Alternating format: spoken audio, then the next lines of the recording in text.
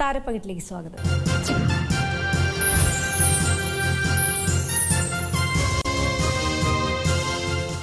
കിസ്മത്ത് എന്ന തൻ്റെ ആദ്യ സിനിമയുടെ, ഞാൻ പറയും ഭാഗ്യ സിനിമയുടെ വിശേഷം പങ്കുവയ്ക്കുകയാണ് സംവിധായകൻ ഷാനവാസ് കെ ബാവക്കുട്ടി.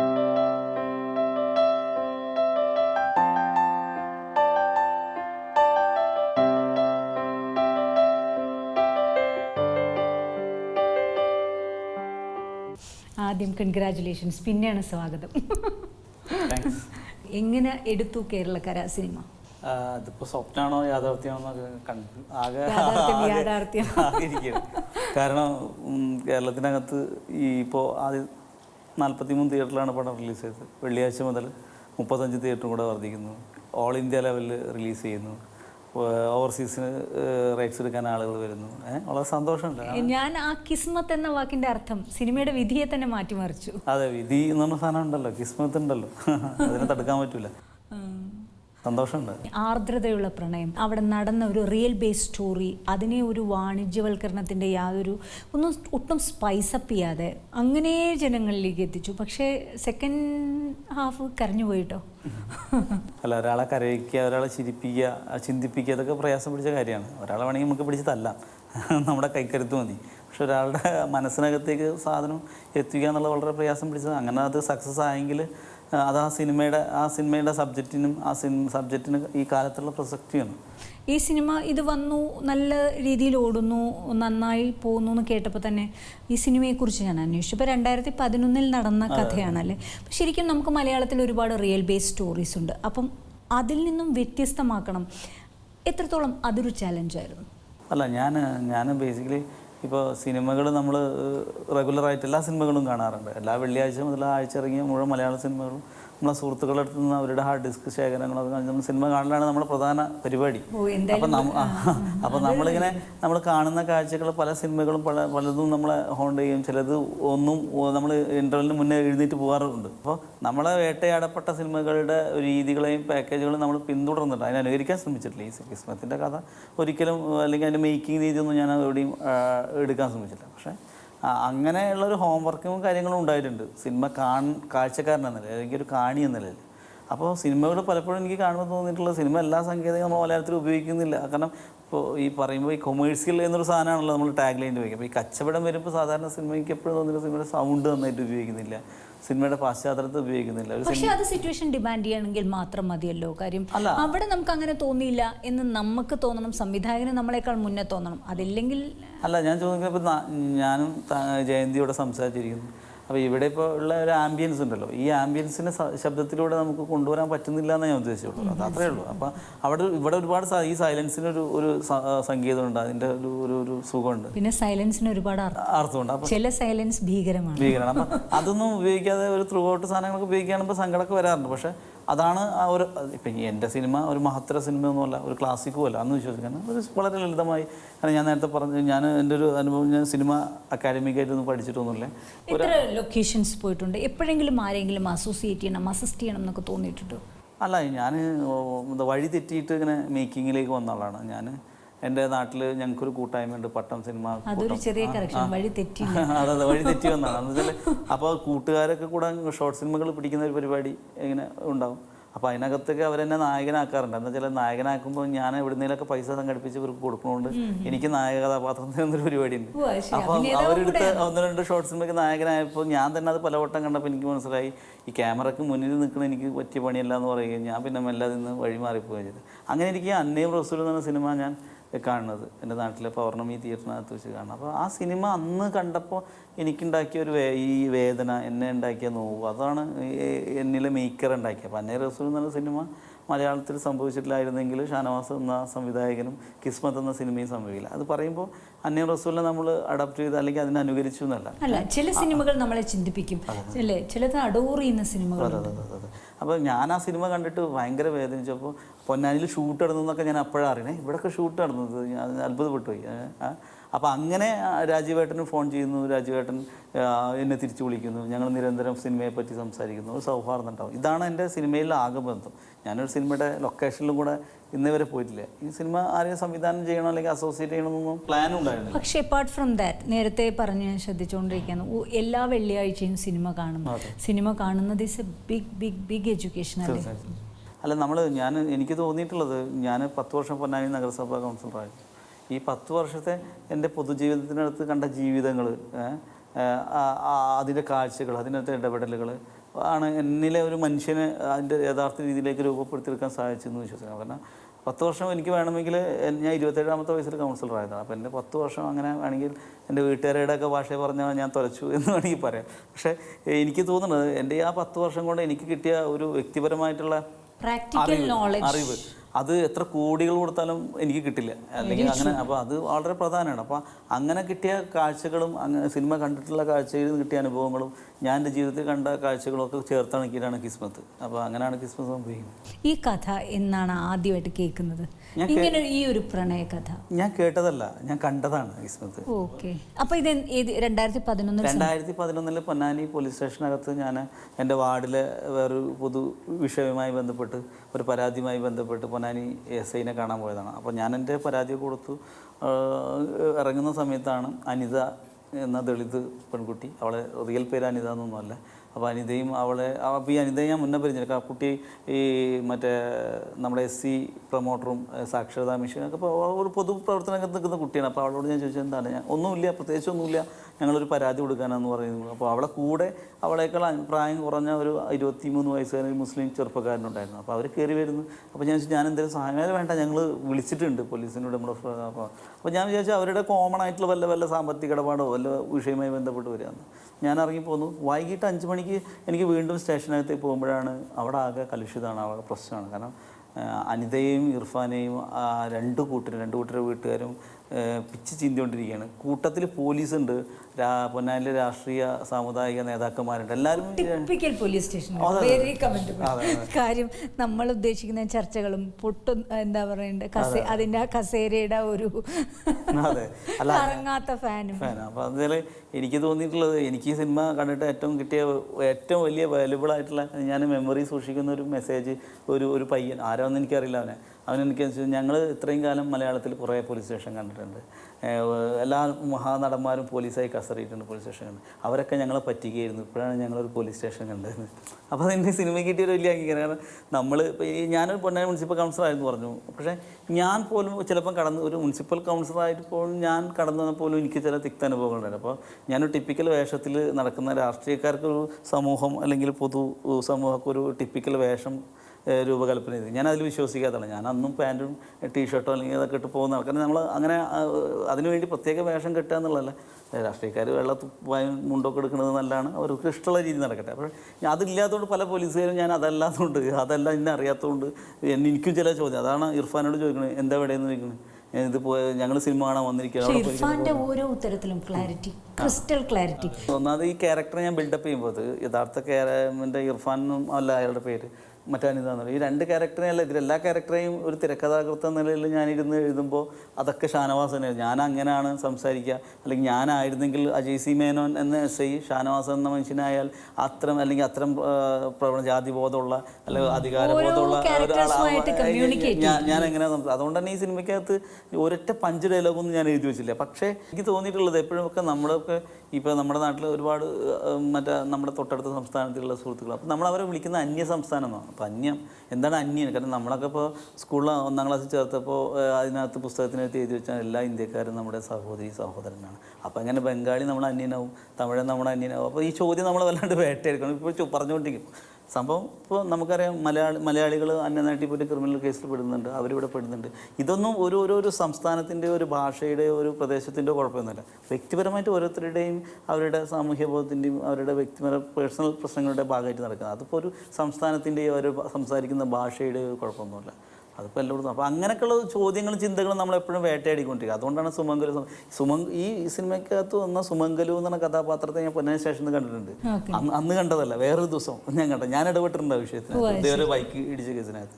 അതിനകത്ത് വന്ന് ഷിഹാബിൻ്റെ വിഷയം പൊന്നാനി പോലീസ് സ്റ്റേഷനകത്ത് നടന്നതാണ്. ഷിഹാബ് എന്ന് പറയുന്ന ആളെ നമുക്ക് എല്ലായിടവും കാണാൻ പറ്റും. പിന്നെ വേറെ ഖലീൽ, ഓഫ് കോഴ്സ്. കാര്യം ഈ ചോട്ട നേതാക്കന്മാർ എല്ലായിടത്തും കാണുമല്ലോ. അപ്പൊ ഇത് കേട്ടി എന്ന് പറഞ്ഞാൽ ഈ മീഡിയേറ്റർ ആയിട്ട് നിൽക്കുന്ന എല്ലായിടത്തും അതൊക്കെ ഞാൻ പറഞ്ഞില്ലേ, നമ്മളിപ്പോൾ ഇതിനകത്ത് ഇടയിൽ എപ്പോഴും പോലീസ് സ്റ്റേഷൻ നിരന്തരം പോകുമ്പോഴും സംസാരിക്കുമ്പോഴും കാണുന്ന ചില കാഴ്ചകളെ നമ്മളിങ്ങനെ എനിക്ക് എൻ്റെ എനിക്കറിയാം പോലീസുകാർ എല്ലാവരും മോശക്കാരാന്നുള്ള അഭിപ്രായം എനിക്കറിയാം. പൊന്നാനി പോലീസ് സ്റ്റേഷനകത്ത് തന്നെ ഒരുപാട് നല്ല സുഹൃത്തുക്കളാണ്, ചെറുപ്പക്കാരെ നല്ല അഴിമതിക്കൊന്നും വളരെ സിൻസിയർ ആയിട്ടുള്ള പോലീസുകാരെ എനിക്കറിയാം. പക്ഷേ ചില പുഴുക്കുത്തുകൾ ഉണ്ട്, അതിപ്പോൾ എല്ലായിടത്തും ഉണ്ട്. ഇപ്പോൾ ഞാൻ സിനിമയ്ക്കകത്തുണ്ട്, അധ്യാപനത്തിലുണ്ട്, എല്ലാ മേഖലയിലുണ്ട്. പക്ഷെ അത് അപ്പം ഇത് പോലീസിനെതിരെ അല്ല, പിന്നെ വേണമെങ്കിൽ ഇപ്പോൾ ആളുകൾ മതത്തിനും എതിരല്ല ഈ സിനിമയിൽ എവിടെയും മതത്തിനെ ക്രൂശിക്കപ്പെടുകയോ മതവിശ്വാസത്തിനെതിരെ നിൽക്കില്ല. ഇതിനകത്ത് ഇർഫാൻ്റെ വാപ്പ പൊന്നാനി മഹല്ല് സെക്രട്ടറിയാണ്, വലിയ ജുമാഅത്തിൻ്റെ വലിയ പള്ളി സെയ്ദ് ഭാഗത്താണ്. അപ്പോൾ പുള്ളി പോലും പറയുന്നത് മറ്റേ ഭാര്യനോട് പറയുന്നത്, കുഞ്ഞോളെ എൻ്റെ മഹലിലെ സ്ഥാനമാനം പോവും. അല്ലെങ്കിൽ ഇർഫാനോട് പറഞ്ഞ സ്ഥാനമാനത്തിനോടാണ് എല്ലാവർക്കും പ്രശ്നം. അല്ല, അവിടെയാണല്ലോ ആൾക്കാരും റിസ്ക് എടുക്കാൻ തയ്യാറാവാത്തത്, മാറ്റി ചിന്തിക്കാത്തത്. അപ്പൊ അയാൾ അലട്ടുന്ന വിഷയം എന്ന് പറഞ്ഞാൽ അയാളെ മതപരമായിട്ടുള്ള വിശ്വാസങ്ങൾക്ക് മകനെതിരെ നിൽക്കുന്നു എന്നുള്ളതിൽ ഉപരി മതം അനുവദിച്ച ആനുകൂല്യമാണ് അയാൾക്ക് മഹല്ല് പ്രസിഡന്റ് സ്ഥാനം. ആ സ്ഥാനം പോവുമോ എന്നുള്ള പേടിയാണ് അയാൾക്ക്, അല്ലെങ്കിൽ അത് ചോദ്യം ചെയ്യപ്പെടുമോ എന്നുള്ള പേടിയാണ്. അപ്പം ഇതൊക്കെ അത്തരം ചിന്തകൾക്കെതിരാണ് സിനിമ. ഈ സിനിമ ഒരിക്കലും മതവിശ്വാസനും മതങ്ങൾക്കോ അല്ല മതങ്ങൾക്ക് ഇല്ലാതെ മനുഷ്യന്മാർ ജീവിക്കണമെന്ന് പറയാൻ ഞാൻ തയ്യാറില്ല. അതൊക്കെ ഓരോരുത്തർ വിശ്വാസപരമായി പോട്ടെ. ഇർഫാനെ തേടി എത്ര അലഞ്ഞു? ഇതിനകത്ത് രണ്ട് പ്രശ്നം ഉണ്ടായത്. ഒന്ന്, ഞാൻ ഈ സംഭവം കാണുന്നത് വൈകിട്ട് അതിൻ്റെ അപ്പോൾ എനിക്ക് മുന്നിൽ ഇപ്പോൾ അനിതയേ ഉള്ളൂ ജീവിച്ചിരിക്കും. ഇർഫാൻ എന്ന ക്യാരക്ടർ സിനിമയെ പോലെ തന്നെ അവൻ ഞാൻ മനസ്സിലാക്കിയത് അവൻ ആത്മഹത്യ ചെയ്തു എന്നാണ് പറയുന്നത്. ആത്മഹത്യ ഒരു കണക്കിന് കൊലപാതകമാണല്ലോ, ഒരാൾ ആത്മഹത്യ. അതുകൊണ്ടാണ് അയാൾ സൂയിസൈഡ് ചെയ്തു. അപ്പോൾ ആത്മഹത്യയിലേക്ക് ഒരാൾ എത്തിക്കുന്ന ഒരു ഘടകം. അതുകൊണ്ടാണ് രോഹിത് വെമുലയുടെ മരണം പോലും നമ്മൾ അതൊരു ചർച്ച ചെയ്യപ്പെടുന്നത് കാലഘട്ടത്തിൽ. കാരണം അയാൾക്ക് വേണ്ടി സൂയിസൈഡ് ചെയ്തല്ല, അയാൾ ഉയർത്തിക്കൊണ്ടുവന്ന മുദ്രാവാക്യത്തിനും രാഷ്ട്രീയത്തിനും വേണ്ടിയാണ് സൂയിസൈഡ്. അപ്പോൾ അതുകൊണ്ടാണ് പ്രസക്തം. അപ്പോൾ അതിലേക്ക് അയാൾ എത്തിച്ചൊരു ഘടകം ഉണ്ടല്ലോ. അപ്പോൾ അതാണ് എനിക്ക് തോന്നിയത്. അപ്പോൾ ഈ അനിത എന്ന് പറഞ്ഞ കുട്ടി ജീവിച്ചിരിപ്പുണ്ട്. അപ്പോൾ സിനിമയുടെ ആലോചനയുമായി ഞാൻ അവളെ കണ്ടിരുന്നു, അവളോട് വീണ്ടും സംസാരിച്ചു. അപ്പോൾ എനിക്കറിയില്ല എന്തൊക്കെ അനുഭവത്തിലൂടെ അവൾ അനുഭവിച്ച വേദന എനിക്കറിയില്ല, ഞാൻ കണ്ട കാഴ്ച. അപ്പോൾ അത് ആ കുട്ടി കുറേയൊക്കെ എന്നോട് പറഞ്ഞു തന്നു. പക്ഷേ ഇർഫാനെ പറ്റി പറയാൻ ഇർഫാനില്ല, സത്യം. അപ്പോൾ ഇർഫാൻ ഞാൻ തന്നെ ആവുമായിരുന്നു, അതാണ് സംഭവം. പിന്നെ അത് എളുപ്പമായി. ഇപ്പം ഞാൻ ആലോചിച്ചപ്പോൾ ഇർഫാനപ്പം അയാളെ വീട്ടുകാരെ സമീപിച്ച് ഒരിക്കലും അവർ ഒന്നും പറയാനും കിട്ടില്ല, ഒന്നും കിട്ടില്ല. അപ്പോൾ ഇർഫാൻ ഞാൻ തന്നെ ആവുമായിരുന്നു. അപ്പോൾ ഞാനായിരുന്നെങ്കിൽ അനിതയെ പ്രേമിക്കുന്ന ഇർഫാൻ ഷാനവാസ് അയാളെ എന്തൊക്കെ ചെയ്യും, എന്തൊക്കെ പറയും, അയാൾ എന്തൊക്കെ സിറ്റുവേഷനിൽ ആവപ്പെട്ടത്, അങ്ങനെ. അപ്പോൾ പിന്നെ അതൊക്കെ എളുപ്പമായി കാര്യം. ഇർഫാൻ്റെ പക്ഷേ അതാ കരുത്തുറ്റ മനസ്സ് ഒരിക്കൽ കൂടിയും വളരെ എനിക്ക് തോന്നി, എന്താ പറയണ്ട, അയാളുടെ ഓരോ ഉത്തരവും ഞാൻ ആലോചിച്ചു. ഒരു സിനിമയിൽ നമ്മൾക്ക് സിറ്റുവേഷൻ ഡിമാൻഡ് ചെയ്യുന്ന ഒരു അരറാത്തൽ കോമഡി, ഇത്ര സ്റ്റണ്ട്, അത്ര സ്പൈസപ്പ് ചെയ്യണം, 4 പാട്ട്, അതിനെല്ലാം മാറ്റിമറിച്ചുകൊണ്ട് പഞ്ച് ഡയലോഗ് പോലും ഇല്ലാതെ കയ്യടി വാങ്ങിക്കുക എന്ന് പറഞ്ഞാൽ ക്യാരക്ടർ ഇത്രയും ആളുകളുടെ ഇടയിൽ നിൽക്കുന്നുണ്ടെങ്കിൽ അത് ഷെയ്ൻ നിഗം എന്ന ആക്ടറുടെ ഒരു ക്വാളിറ്റിയും അയാളുടെ ഒരു കഴിവും ആണ് കൊണ്ടാണ്. അയാൾ ഒരു ബ്രില്യൻ്റ്. അയാൾ 20 വയസ്സായിട്ടേ ഉള്ളൂ. അയാൾ ബിടെക് ഫൈനൽ വിദ്യാർത്ഥിയാണ്. ഇത്രയും കൺസർവേറ്റീവ് മൈൻഡ് ആയിട്ടുള്ള ഒരു ഫാമിലിയിൽ നിന്നും ഇത്തരം ഒരു ഉറച്ച മനസ്സുള്ള ഒരു ചെറുപ്പക്കാരൻ്റെ ചടുലതയെ അല്ല, അത് ഇർഫാൻ ഞാൻ പറഞ്ഞു, ഞാനാണെങ്കിൽ പലപ്പോഴും പലരിലും ഞാൻ കണ്ടിട്ടുണ്ട് ഇർഫാന്മാരെ. ഞാൻ എൻ്റെ പൊന്നാനിയിലും എൻ്റെ പൊന്നാനിക്ക് പുറത്തും ഞാൻ കണ്ടിട്ടുണ്ട്. അപ്പോൾ ഇപ്പോൾ ഞാൻ ചില എൻ്റെ പൊതുപ്രവർത്തനത്തിൻ്റെ ഭാഗമായി ചില ഇൻ്റർകാസ്റ്റ് മാരേജിൽ സഹായിക്കാൻ വേണ്ടിയിട്ട് ഞാൻ പോയിട്ടുണ്ട്. പക്ഷെ അപ്പോൾ ഞാൻ പലരിലും കണ്ടിട്ടുണ്ട്, പലരിലും പല മുഖങ്ങളിലും ഇർഫാനെ കണ്ടിട്ടുണ്ട്. ഇർഫാന്മാരുണ്ട്, അതല്ലാത്ത ആളുകൾ ഉണ്ടാവാം. ഫീഡ്ബാക്ക് ഒക്കെ എങ്ങനെ മെമ്മറൈസ് ചെയ്യുന്നു?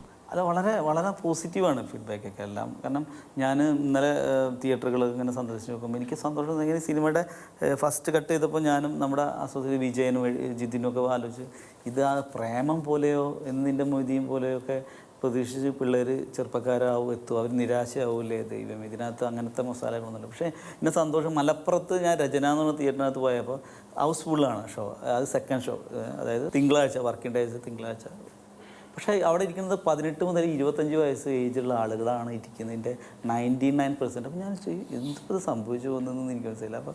അപ്പോൾ എനിക്ക് തോന്നിയത് ഇർഫാനും അനിതയൊക്കെ അവരായിട്ട് റിലേറ്റഡ് ആണ്. അവർ സംസാരിച്ചു ഒന്നല്ലെങ്കിൽ വേറെ തരത്തിൽ അവർ റിലേറ്റഡ് ആണ്.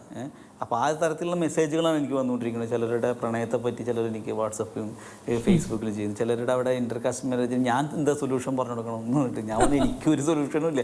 എനിക്കൊരു സൊല്യൂഷൻ ഉണ്ടെങ്കിൽ ഇർഫാൻ അനിതനും കൊണ്ട് പോയേനെ.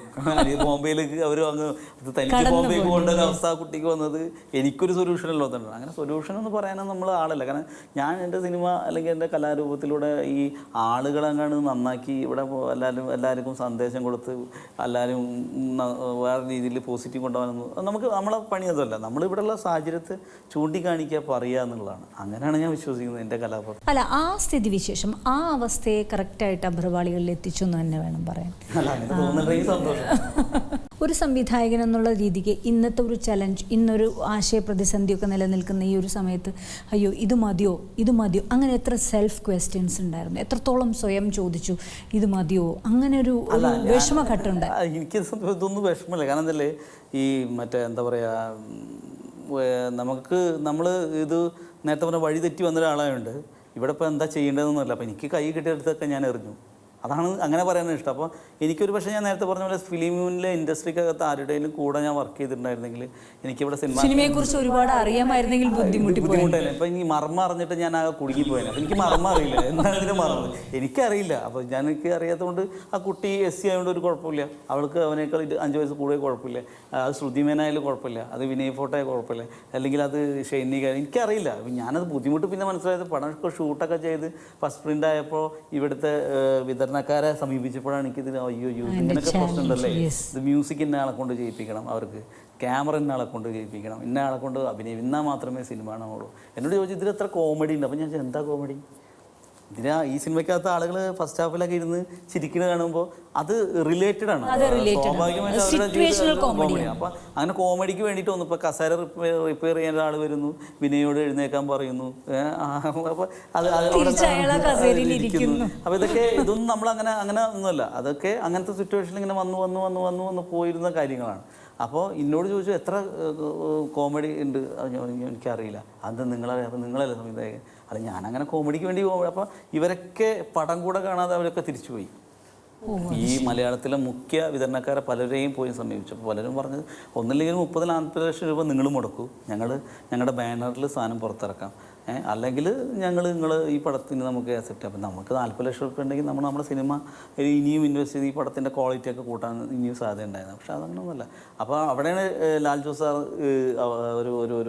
ഒരു അവതാരം പ്രവേശിച്ചു വരുന്നത്. അപ്പം ലാൽ ജോസ് സാറും രാജീവേട്ടനൊക്കെ ഉള്ളതാണ് ഈ സിനിമയുടെ നന്മ. അല്ലെങ്കിൽ നമ്മളെ പോലെ പുതിയ സിനിമാ പ്രവർത്തകർക്ക് ഒരു ആശ്വാസത്തിൻ്റെ ഒരു തുരുത്തൊക്കെ ആയിട്ട് രാജീവേട്ടനും ലാൽ ജോസ് സാറും ഒക്കെ ഉള്ളതാണ്. ഞാൻ മനസ്സിലാക്കുന്നതെന്ന് വെച്ചാൽ മിക്ക സ്ഥലത്തും ആദ്യം തിയേറ്ററുകളുടെ എണ്ണം കുറവായിരുന്നു, ഇപ്പോൾ തിയേറ്ററുകളുടെ എണ്ണം കൂടി. തിയേറ്ററുകളൊക്കെ കിട്ടാൻ വേണ്ടി അല്ല, ഞാൻ പറഞ്ഞില്ല, ഇത് വലിയൊരു പ്രശ്നമാണ്. ഇത് 2-3 വിഷമിപ്പിക്കുന്ന ഒരു കാര്യം ഉണ്ടെന്ന് വെച്ചാൽ, ഞാൻ നേരത്തെ പറഞ്ഞ പോലെ എനിക്ക് മർമ്മങ്ങൾ അറിയാത്തതുകൊണ്ട് തന്നെ എനിക്കറിയുന്ന രീതിയിൽ സിനിമയെ മേയ്ക്കാൻ ശ്രമിച്ചു. അപ്പോൾ ആദ്യത്തെ ഒരിക്കൽ വേദനിപ്പിക്കുന്ന സംഭവം ഉണ്ടായത് ഫിലിം ചേംബർ എന്നാണ്. ഫിലിം ചേംബറിൽ എൻ്റെ പ്രൊഡ്യൂസർ ശൈലജ മണികണ്ഠൻ്റെ പേര് രജിസ്റ്റർ ചെയ്യാൻ കൊണ്ടുപോയപ്പോൾ അവിടെ ഇൻ്റർവ്യൂ ഉണ്ട്, അത് നിർമ്മാതാവിന്. അപ്പോൾ അവിടെയുള്ള മലയാളത്തിലെ പ്രമുഖനായ ഒരു നിർമ്മാതാവാണ് അവരെ ഇൻ്റർവ്യൂ ചെയ്യുന്നത്. ശൈലജയുടെ അടുത്ത് ഞാൻ ഇരിക്കുന്നുണ്ട്, സംവിധായകൻ എന്ന നിലയിൽ ഞാനും ഇരിക്കുന്നുണ്ട്. അപ്പോൾ അവർ പറഞ്ഞത്, നിങ്ങൾ ഈ സിനിമയ്ക്ക് മുടക്കുന്ന പടം ഒരിക്കലും തിരിച്ചു കിട്ടില്ല, നിങ്ങൾ എന്തിനാണ് റിസ്ക് എടുക്കുന്നത്? ഇങ്ങനെ എല്ലാം നെഗറ്റീവ് ക്വസ്റ്റ്യൻസ് അവരോട് പറയാം, നിങ്ങൾ എന്തിനാണ് റിസ്ക് എടുക്കുന്നത്? ഇത്തരം സിനിമകൾക്കൊന്നും തിയേറ്റർ കിട്ടില്ല, ഈ സിനിമ ഓടില്ല, ഇത്തരം സിനിമകളൊന്നും. അതൊക്കെ വല്ല അവാർഡിനൊക്കെ പോയതുകൊണ്ട് എന്താ തിരിച്ചിട്ട് നിങ്ങൾ നല്ലവണ്ണം ആലോചിക്കുന്ന പറയും. അതായത് നമ്മുടെ വിനയ് ഫോർട്ടിൻ്റെ കഥാപാത്രം അനിതയോട് ഇർഫാനോടും പറഞ്ഞ പോലെ നിങ്ങൾ നല്ലവണ്ണം ആലോചിക്കും, വേണമെങ്കിൽ പിരിഞ്ഞു പോക്കോളൂ എന്ന് പറഞ്ഞ പോലെ തന്നെയാണ് ഈ അവിടുത്തെ വലിയ തടിച്ച വയറൊക്കെ ഉള്ള മനുഷ്യൻ നമ്മുടെ പ്രൊഡ്യൂസറോട്. അദ്ദേഹം ഒരുപാട് പടങ്ങൾ ചെയ്തു. തീർച്ചയായിട്ടും അതിലെന്താണെന്ന് വെച്ചാൽ പ്രൊഡക്ഷൻ മാത്രം. ഈ സിനിമ കോടികൾ കയ്യിലുള്ള ഒരു വ്യക്തി സിനിമയുടെ പബ്ലിസിറ്റി മാത്രം ആഗ്രഹിച്ച് വന്ന് സിനിമ ചെയ്യുന്ന ആൾക്കാരോടുള്ള ചോദ്യമാണ് അവരെല്ലാവരോടും ചോദിക്കുന്നത്. അതാണെന്ന് എനിക്ക് തോന്നുന്നു. അപ്പോൾ ഇതേ ചോദ്യം തന്നെയാണ് ഇപ്പോൾ തിയേറ്ററുകാരും ചോദിച്ചത്. ഇപ്പോൾ ലാൽ ജോസ് സാറെ പോലെ രാജീവേട്ടനെ പോലെ 2 വലിയ മേക്കേഴ്സിൻ്റെ ഒപ്പം ഉണ്ടായിട്ട് പോലും ചില തിയേറ്ററുകാർ തയ്യാറായില്ല. അവർ ആ ദിവസം പടം പല തിയേറ്ററുകളിലും തരാൻ തയ്യാറില്ല. ഇപ്പം അത് മാറി. ഇപ്പോൾ അവരെന്നെ ഇങ്ങോട്ട് വരുന്നു, 35 തിയേറ്റർ വെള്ളിയാഴ്ച കൂടുന്നത്. അതിനർത്ഥം നമ്മൾ സർക്കാർ സംവിധാനത്തിലെ തിയേറ്ററുകൾ ഇപ്പോൾ ഈ സിനിമ ചിത്രാഞ്ജലി പാക്കേജിൽ നമ്മൾ ചെയ്ത പടമാണ്. സർക്കാരിലേക്ക് 10 ലക്ഷം രൂപ നമുക്ക് ഇപ്പോൾ റിക്വസ്റ്റ് കൊടുത്തിട്ടുണ്ടായിരുന്നു. അപ്പോൾ നമുക്ക് വേണമെങ്കിൽ വിസ്മയയിലോ അല്ലെങ്കിൽ ലാൽ മീഡിയയിലൊക്കെ ഈ 10 ലക്ഷം കൊടുത്താൽ ഇതിനേക്കാൾ മെച്ചപ്പെട്ട സൗകര്യം കിട്ടുമായിരിക്കാം. പക്ഷേ നമ്മളതല്ല, ഞാൻ നേരത്തെ പറഞ്ഞ പോലെ എൻ്റെ നിലപാട് രാഷ്ട്രീയക്കുള്ള സർക്കാർ സംവിധാനം നിലനിർക്കട്ടതിൻ്റെ ഭാഗമായിട്ടാണ് നമ്മളവിടെ പോയി പാക്കേജ് എടുത്തത്. പക്ഷേ നമുക്ക് ഒരു തിക്ത അനുഭവമാണ്. അങ്ങനെ പാക്കേജിലിട്ട പടം പോലും സർക്കാർ തിയേറ്റർ തന്നെ. അപ്പോൾ ഈ സർക്കാർ തിയേറ്ററുകളൊക്കെ ഇങ്ങനെ മറ്റേ റിലീസിങ് കാര്യങ്ങളൊക്കെ ഷെഡ്യൂൾ ചെയ്യുമ്പോൾ കുറച്ചും കൂടെ നല്ല സിനിമകൾക്കും അല്ലെങ്കിൽ നല്ല ഇത്തരം പുതിയ മേക്കേഴ്സിനൊക്കെ അവസരം തരണം. കാരണം അത് ആ സംവിധാനത്തിൻ്റെ ഭാഗമായിട്ട് നമ്മൾ നിൽക്കുന്നത് ഇത് നടത്താൻ വേണ്ടിയില്ല. ഇപ്പോൾ ഈ പറയുന്ന മുഖ്യധാര കൊമേഴ്സ്യൽ സിനിമക്കാരും ചിത്രാഞ്ജലി പാക്കേജിന് പോകില്ല. പോകുന്നത് ഞങ്ങളെപ്പോലത്തെ പുതിയ ഫിലിം മേക്കേഴ്സാണ്. പക്ഷെ അവരൊക്കെ വേണ്ട സപ്പോർട്ട്. അപ്പോൾ എല്ലാ ഭാഗത്തും ഇങ്ങനെ നെഗറ്റീവ് ഉണ്ട്. അപ്പം എനിക്ക് തോന്നിയതെന്ന് വെച്ചാൽ നമ്മൾ പറയുന്നതിനേക്കാൾ കൂടുതൽ ചെയ്ത് കാണിച്ചു കൊടുത്ത പ്രശ്നമില്ല. ഇപ്പോൾ എൻ്റെ സിനിമ ഇതാണെന്ന് ലോകത്തെ കാണിച്ചപ്പോൾ തിയേറ്ററുകാർ നമ്മളെ വിളിക്കുന്നുണ്ട്. അവർ ലാൽജോസ് സാറെ പുറകെ നടക്കണം, ഞങ്ങൾക്ക് സെൻറ്റർ വേണമെന്ന്. നല്ല കാര്യമാണ്. അപ്പോൾ നമുക്ക് എല്ലാം ഇങ്ങനെ പറഞ്ഞ് കാണിച്ചു കൊടുക്കേണ്ട ഒരു സിറ്റുവേഷൻ ഉണ്ടാവുകയാണ് ഇവിടെ. അത് സങ്കടമാണ്, അത് വലിയ പ്രയാസമാണ്. ആദ്യമായി മനസ്സിലേക്ക് ഇങ്ങനൊരു കഥ, ഈ സിനിമ വന്നത് എപ്പോഴാണ് ഞാൻ സിനിമ ചെയ്യാമെന്ന് തീരുമാനിക്കുന്നത്? ഞാൻ പറഞ്ഞല്ലോ, ഞാൻ അന്നീർ റസൂൽ സിനിമയാണ് എൻ്റെ മേക്കിംഗ് സങ്കേതത്തിൽ എനിക്ക് അങ്ങനെ ഒരു തോന്നുന്നത്. അപ്പോൾ ഈ കഥ എൻ്റെ മനസ്സിലായപ്പോൾ ഞാൻ എൻ്റെ സുഹൃത്തോട് പറഞ്ഞിട്ട് നമുക്ക് ഷോർട്ട് സിനിമ ചെയ്താലോ നമുക്കിങ്ങനെ. അപ്പോൾ അവരാന്ന് പറഞ്ഞതിനകത്ത് സിനിമയ്ക്കുള്ള സ്പേസ് ഒന്നും ഇല്ല അതിങ്ങനെ എന്ന് പറഞ്ഞപ്പോൾ പിന്നെ അങ്ങനെ മാറ്റി വയ്ക്കുകയും ഞാൻ വേറൊരു ഷോർട്ട് സിനിമ ചെയ്യുകയും ബ്ലാക്ക് ബോർഡ് എന്ന് പറഞ്ഞ ഷോർട്ട് സിനിമ ചെയ്യും. അത് പാലക്കാട് ഹ്രസ്വ ചലച്ചിത്രമേളയിൽ മികച്ച ഷോർട്ട് സിനിമയ്ക്ക് അവാർഡൊക്കെ കിട്ടുകയൊക്കെ ചെയ്തു. പിന്നെ രണ്ടാമത്തെ ഇയർ എന്ന് പറഞ്ഞ ഷോർട്ട് സിനിമ ചെയ്തു. മൂന്നാമത്തെ കണ്ണീർ, അതിൻ്റെ ആകെ ഭയങ്കര വെൽ ചലഞ്ചഡ് ആയിരുന്നു. അത് യെസ് ബാങ്ക് മുംബൈയിലുള്ള അവരുടെ ഒരു 101 മണിക്കൂറിനുള്ളിൽ ഒരു ഷോർട്ട് ഫിലിം ഉണ്ടാക്കണം എന്നുള്ള ഒരു കോമ്പറ്റീഷൻ ഉണ്ടായിരുന്നു. അപ്പോൾ അങ്ങ് ഓഗസ്റ്റ് 15 കാലത്ത് നമുക്ക് ഒരു സബ്ജക്റ്റ് തന്നു, സ്ത്രീ സുരക്ഷ എന്ന് പറഞ്ഞു. അപ്പം ഞാൻ ഒരുപാട് കഥകളൊക്കെ ഇങ്ങനെ കൂട്ടുകാരായിട്ട് ആലോചിക്കുന്നതാണ്. പക്ഷേ സ്ത്രീ സുരക്ഷ എന്നുള്ളൊരു കഥ നമ്മളെടുത്തില്ല. അങ്ങനെ ഇരിക്കുകയാണ് നമ്മുടെ ഒരു കഥ വേണമല്ലോ. അപ്പോൾ ഒരു ദിവസം അങ്ങനെ പോയി കഥ ആലോചിച്ച് കിട്ടിയില്ല. അപ്പോൾ നമ്മളിങ്ങനെ ഈ ഞാനടക്കമുള്ള ആണുങ്ങൾ എങ്ങനെയാണ് കേരളത്തിലെ സ്ത്രീകളെ പൊതുയിടങ്ങളിൽ നിരീക്ഷിച്ചുകൊണ്ടിരിക്കുന്നത് എന്നുള്ള ഒരു ആലോചന വന്നപ്പോൾ അങ്ങനെ ഒരു ഷോർട്ട് സിനിമ എടുത്തു. അപ്പോൾ അത് അവരുടെ മികച്ച 15 ഷോർട്ട് സിനിമകളിൽ ഒന്നായിരുന്നു. അത് തന്നെ തൃശ്ശൂർ വിബ്ജിയോറിൽ ഏറ്റവും മികച്ച ഷോർട്ട് സിനിമയ്ക്ക് അവാർഡ് കിട്ടി. സർക്കാരിൻ്റെ IDFFKയിൽ ഇൻ്റർനാഷണൽ ഷോർട്ട് പങ്കെടുത്തു. അപ്പോൾ അതൊക്കെ ഭയങ്കര പ്രചോദനമായി. ഒരിക്കലും പ്രതീക്ഷിക്കാത്ത ഒരു പൊളിറ്റിക്സും കാര്യങ്ങളൊക്കെ അതിനകത്ത് വർക്കൗട്ടായി വരികയും ചെയ്തു. അപ്പോൾ അത് രാജീവേട്ടനെ കൊടുന്ന് കാണിച്ചതാണ് ഞാൻ. ഈ ഞങ്ങളുടെ സംഭാഷണത്തിൻ്റെ ഇടയിൽ ഒരു ദിവസം ഞാൻ പറഞ്ഞു നമുക്കന്ന് കാണുമെന്ന്. പുള്ളിയുടെ വീട്ടിലേക്ക് ഇൻവൈറ്റ് ചെയ്തു. ഞാൻ കൊടുന്ന് കാണിച്ചു. പുള്ളിക്ക് ഇഷ്ടപ്പെട്ടപ്പോൾ പുള്ളി എന്നോട് ചോദിച്ചു, ഇനി എന്താ അടുത്ത പരിപാടി, അടുത്ത ഷോ ഉണ്ട്? ഞാൻ ഷോർട്ട് സിനിമ അല്ലെങ്കിൽ സിനിമ ചെയ്യണം, ഇങ്ങനൊരു കഥ എൻ്റെ അടുത്ത് ഉണ്ടെന്നാണ്. പുള്ളി എഴുതാൻ പറഞ്ഞു. എഴുതി കൊടുന്നപ്പോൾ വീണ്ടും എന്നെ ഞെട്ടിച്ചോണ്ട്, ഇത് കളക്റ്റീവ് ഫേസിൻ്റെ അടുത്ത പടം തൻ്റെ സിനിമയാണ്, താൻ ചെയ്യും. അപ്പോൾ അത് കളക്റ്റീവ് ഫേസ് വേണം. മുന്നേ തന്നെ എൻ്റെ ഒരു സുഹൃത്ത് ശൈലജ മണികണ്ഠൻ എനിക്ക് കുറച്ച് പണം വാഗ്ദാനം ചെയ്തിട്ടുണ്ട്, എന്നാലും നീ സിനിമ ചെയ്യുകയാണെങ്കിൽ കുറച്ച് പണം ഞാൻ തരാമെന്ന്. അപ്പോൾ ഞാൻ രാജീവേട്ടനോട് പറഞ്ഞപ്പോൾ അത് വാങ്ങിച്ചിട്ട് ബാക്കി കാര്യങ്ങൾ കളക്റ്റീവ് ചെയ്തിരാന്ന് പറഞ്ഞിട്ടാണ് കിസ്മത്ത് സംഭവിക്കുന്നത്. ഹാപ്പി ന്യൂസ് കാര്യം നമ്മൾ ആഗ്രഹിച്ചോടെ. ഞാൻ ആദ്യം രാജീവേട്ടൻ അങ്ങനെ പറഞ്ഞപ്പോൾ ഞാൻ രാജീവേട്ടനെ കളിയാക്കുകയാണെന്ന് ചോദിച്ചു. കാരണം ഒന്ന് ഈ പറഞ്ഞ പോലെ രാജീവേട്ടനെ ഫോണിലൂടെയും മറ്റും സംസാരിച്ച് ബന്ധപ്പോൾ അദ്ദേഹത്തിന് എൻ്റെ എക്സ്പീരിയൻസ് അറിയില്ല, എൻ്റെ കാലിബർ അറിയില്ല, എൻ്റെ എന്താ പറയാൻ പോകുന്നത്. നേരത്തെ പറഞ്ഞ കുറേ ആളുകൾ ടിപ്പിക്കൽ ആളുകൾ ചോദിച്ച പോലത്തെ കുറേ ചോദ്യങ്ങൾ അദ്ദേഹത്തിന് വേട്ടയാണ്. പക്ഷെ അതൊന്നുമില്ല, പറഞ്ഞു അടുത്ത കളക്റ്റീവ് പടം ഇത് ചെയ്യാം, നമുക്ക് കളക്റ്റീവ് ഇത് ഏറ്റെടുത്തു എന്ന് പറഞ്ഞപ്പോൾ ഞാൻ വെച്ചാൽ അദ്ദേഹം എന്താ ഇങ്ങനെ പറയുന്നത്. അപ്പോൾ എനിക്ക് മനസ്സിലായത് ഈ പ്രതിഭകൾക്കൊന്നും വെറുതെ പൊങ്ങച്ചത്തരങ്ങളും കാര്യങ്ങളും. അതിപ്പോൾ ലാൽജോസ് സാറായാലും രാജീവേട്ടൻ, ഞാൻ സിനിമാക്കാരധികം പരിചയമൊന്നുമില്ല, ഇപ്പോഴും വലിയ സംവിധായകർ ആരും പരിചയമില്ല, സിനിമ നടന്മാരെയും പരിചയമില്ല. എൻ്റെ ഇപ്പോൾ സിനിമയിൽ അഭിനയിച്ച ആളുകളെ മാത്രമേ ഞാൻ പരിചയമുള്ളൂ. അപ്പോൾ അവരാരും ഇപ്പോൾ ഈ വലിയ കണ്ട ആൾക്കും ഈ ജാടയോ ഈഗോ ഒന്നുമില്ല. അതല്ലാത്ത ചില ആളുകൾക്ക് ചില കാര്യങ്ങളൊക്കെ ഉണ്ട്. അതൊക്കെ പൊങ്ങച്ചം കൊണ്ട് വന്നു പോകണം, മനുഷ്യന്മാരല്ലേ. എനിക്ക് പറയാനുള്ളത് ഇർഫാൻ്റെയും അനിതൻ്റെയും പ്രണയിച്ച ഇർഫാൻ്റെയും അനിതൻ്റെയും കഥയല്ല. പ്രണയത്തിന് ശേഷം ജാതിയും മതവും നിറവും പ്രായവും നോക്കാതെ ഒരു മാനവിക തലത്തിൽ നിന്ന് ചിന്തിച്ച് ഒരുമിച്ച് ജീവിക്കണമെന്ന് തീരുമാനിച്ച് സ്റ്റേഷനകത്ത് എത്തപ്പെട്ട ഇർഫാൻ്റെയും അനിതൻ്റെ കഥയാണ്.